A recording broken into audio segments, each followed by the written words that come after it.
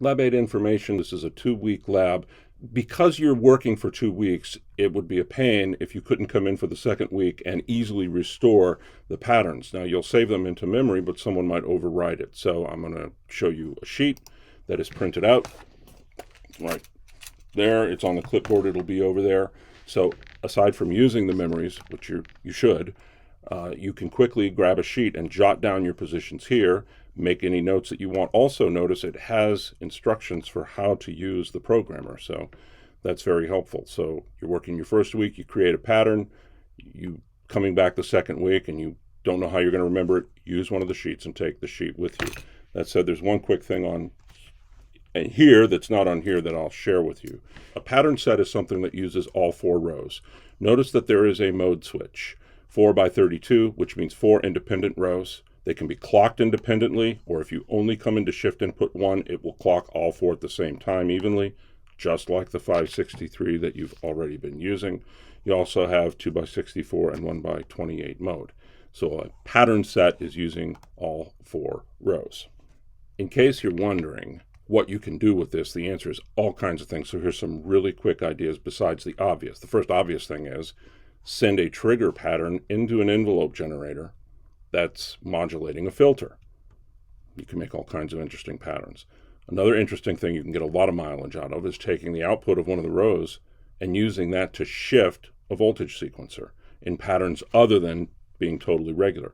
One of the things you'll find real quick, if you do that, if you want the pattern of that voltage sequencer to stay steady, for instance, depending on the rate you're running this at, you might want to say, I'm always going to use 16 triggers per row and then just move their position, but always have 16. That way it would always line up on the downbeat. Hopefully that makes sense.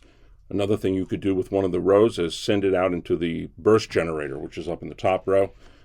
Just send it a trigger and it'll go brrr, feed that into an envelope generator into a filter. It's called ratcheting. Tangerine Dream did that a lot. Another thing which is cool is take an LFO that has a sync input, synchronization input, to make it restart its cycle and set it really slow.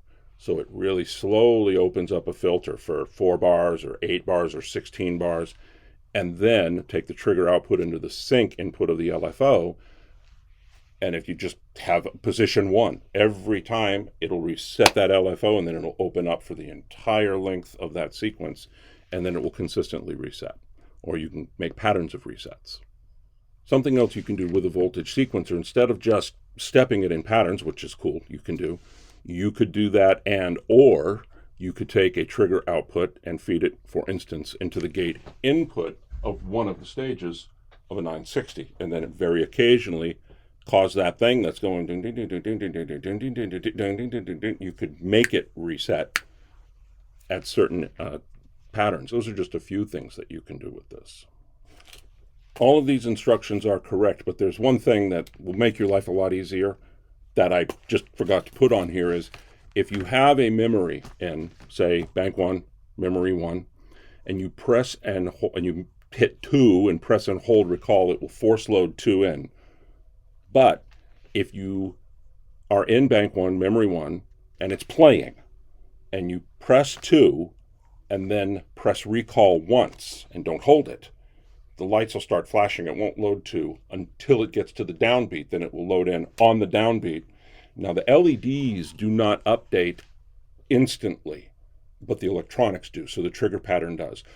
It is also exactly the same here with the previous and next jacks. If you've got bank 1, preset 1, and you just ping that next, like with a trigger row, it will flash the lights, and then on the downbeat it will load up. If you hit it with a gate that holds for a certain amount of time, it will force load it just as if you were holding your finger on it. So that's how that works. Hopefully this helps.